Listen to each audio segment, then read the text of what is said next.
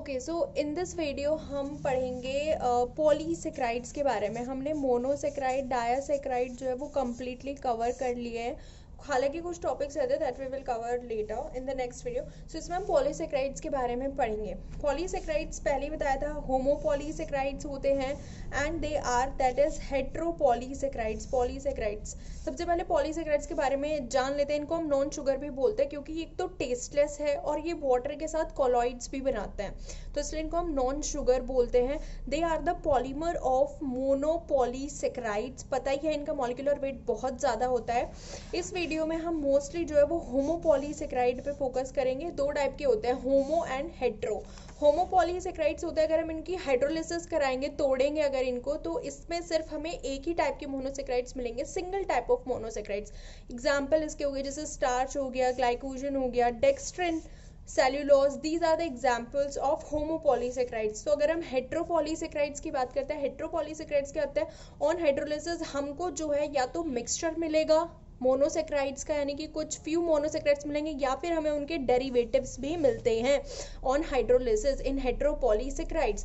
हेट्रोपॉलीसेक्राइड्स के अंदर जो है हम म्यूकोपॉलीसेक्राइड्स पढ़ेंगे, वो हम लेटर पढ़ेंगे। In this we will focus on the homopolysaccharides. So homopolysaccharides के बारे में हम पढ़ते हैं। सबसे पहला होमोपॉलीसेक्राइड्स यहाँ पे आता है स्टार्च।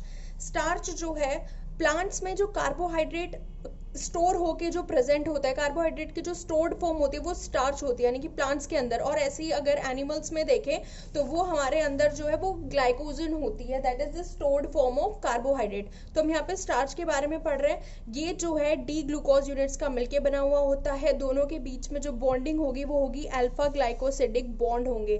तो स्टार्च दो कंपोनेंट से मिलके बना हुआ होता है, that is amylose and amylopectin. Amylopectin जो है ये हमारा वाटर इनसॉल्युबल होता है and amylose is water soluble. Amylose water soluble और ये कम कंसंट्रेशन में प्रेजेंट होता है। एमाइलोपैक्टिन की जो कंसंट्रेशन है वो ज्यादा होती है स्टार्च के अंदर। अगर हम स्टार्च को हाइड्रोलाइज करते हैं with the help of enzyme, amylase ही पैक्ट करेगा ऑब्वियसली। तो एमाइलेज से अगर हम इसको हाइड्रोलाइज करते हैं तो हमें क्या मिलता है, डेक्स्ट्रिन हमको तब मिलते हैं जब हम स्टार्च को हाइड्रोलाइज करते हैं in the presence of enzyme. Amylase की प्रेजेंस में जब स्टार्च को हम तोड़ेंगे तो हमको डेक्स्ट्रिन मिलेगा और फिर फाइनली हमको माल्टोज ग्लूकोज यूनिट्स हमको मिल जाती हैं। अब एमाइलेज जो होता है ये मोस्टली किस पे एक्ट करता है, अल्फा 1,4 ग्लाइकोसिडिक बॉन्ड। ये हम अभी स्ट्रक्चर में देखते हैं। सबसे पहले हम एमाइलेज का स्ट्रक्चर देख रहे थे, बहुत ही सिंपल स्ट्रक्चर, यानी कि ग्लूकोज यूनिट से बना हुआ होता है ये। इसके अंदर जो है 200 to 1000 ग्लूकोज यूनिट्स प्रेजेंट होती हैं। किसके अंदर, एमाइलोज के अंदर ग्लूकोज यूनिट से बना हुआ होता है और दोनों के बीच में बॉन्डिंग क्या होती है, अल्फा 1,4 ग्लाइकोसिडिक लिंकेज। ये हम एमाइलोज की बात कर रहे हैं, अल्फा 1,4 ग्लाइकोसिडिक लिंकेज। एमाइलोपैक्टिन की अगर हम बात करें, इसमें ब्रांचेस प्रेजेंट होती है। ये सेम होता है, ये वही है कि बहुत सारे एमाइलेज जो हमने एक साथ जोड़ दिए, ऊपर नीचे ब्रांच बना दिए उनकी, बस सिर्फ जहाँ पे ब्रांच बनी होगी, उनकी ब्रांचेस जहाँ पे होगी वहाँ पे जो हमारा बॉन्ड होगा वो अल्फा 1,6 ग्लाइकोसिडिक होगा। अदरवाइज हर जगह जो है वो अल्फा 1,4 ही होगा। और इसमें जो ग्लूकोज यूनिट्स जो प्रेजेंट होती हैं पर ब्रांच, वो 20 to 30 ग्लूकोज यूनिट्स पर ब्रांच प्रेजेंट होती है। सो ये तो हो गया हमारा स्टार्च के बारे में। होमोपॉलीसेक्राइड्स हमने एक स्टार्च पढ़ लिया है। दूसरा होमोपॉलीसेक्राइड्स अगर हम देखें वो हमारा है ग्लाइकोजन। ग्लाइकोजन जो है हमने भी बात करी कि एनिमल्स में अगर कार्बोहाइड्रेट रिजर्व्ड है, अगर स्टोर्ड है, तो वो ग्लाइकोजन की फॉर्म में होता है और प्लांट्स में जो है वो स्टार्च की फॉर्म में होता है। सो दिस इज ग्लाइकोजन के बारे में हम पढ़ेंगे। इसकी कंसंट्रेशन आप देखेंगे लीवर में सबसे ज़्यादा होती है, देन मसल्स में, और ब्रेन में सबसे कम कंसंट्रेशन होती है ग्लाइकोजन की। और इसके सेंटर में जब हम इसका स्ट्रक्चर देखेंगे, ग्लाइकोजन का स्ट्रक्चर जो है वो एकदम एमाइलोपैक्टिन जैसा ही है। It's similar to the amylopectin, सिर्फ इसमें जो नंबर ऑफ ब्रांचेस है ना वो बहुत ज़्यादा होती हैं ग्लाइकोजन के अंदर as compare to amylopectin with more number of branches.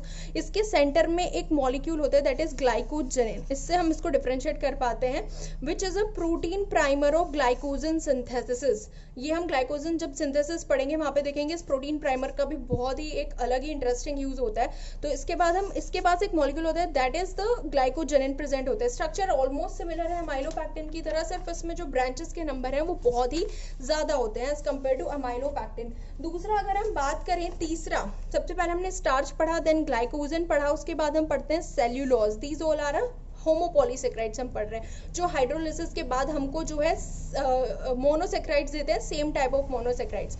Cellulose जो है ये भी प्लांट में ही प्रेजेंट होता है, ये हमारी जो एनिमल बॉडी है उसमें टोटली एब्सेंट होता है। एनिमल्स जो है हम जो है इसको सिंथेसाइज नहीं कर पाते सेल्यूलोज को, क्योंकि ये जो है बीटा डी ग्लूकोज यूनिट से मिलके बना हुआ होता है, जिसके बीच में जो बॉन्ड होता है वो होता है बीटा 1,4 ग्लाइकोसिडिक बॉन्ड। सो ये बीटा डी ग्लूकोज यूनिट्स, जब हम स्टार्च के बारे में पढ़ रहे थे वो अल्फा ग्लूकोज यूनिट से बना हुआ होता है, ये बीटा डी ग्लूकोज यूनिट से मिलकर बना होता है। बॉन्ड जो होता है वो beta 1,4 glycosidic bond in case of cellulose. ये रहा सेल्यूलोज जो है वो मैमल्स में डाइजेस्ट ही नहीं हो सकता, क्योंकि हमारी बॉडी में वो एंजाइम नहीं होता है जो बी ग्लाइकोसिडिक बॉन्ड को तोड़ सके।